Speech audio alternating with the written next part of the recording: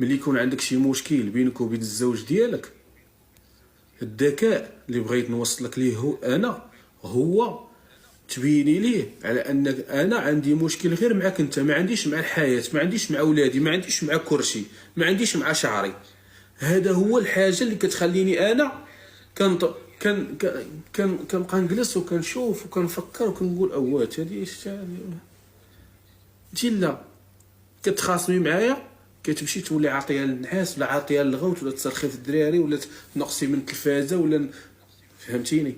هادشي شافوا فمو، سمعوا عند عمتو، شافوا في بنت جارهم، ما بقاش كيأثر فيه. هو عارفك.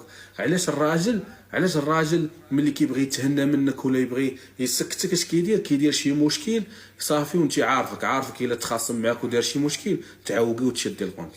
لو كنتي كتبقاي عايشه حياتك مريحه ما غاديش ما غيبقاش يعرف المشكل اشنو المشكل. ابسط حاجه كتكعي ليا بنتي انا وكتجلسها وتبقى محاقده دايرها. واش شريف تصنت ليا مزيان، انا راه عندي مشكل معاك انت، وهذا الشيء هو اللي غيخليه حتى هو يتعلم بطريقه غير مباشره على انه يصرف، وانه هذاك الشيء اللي كان كيديرو حتى هو كيتعود على اننا حنا المشكل راه بيني وبينك في هضره ولا في راي، ماشي في مصروف وفي ويفي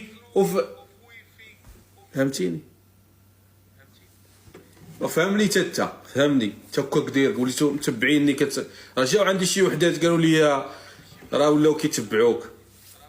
كلامك جميل يا الباشا والله. شوفي غتفهمي الحياه كيفاش غادا، تفهمي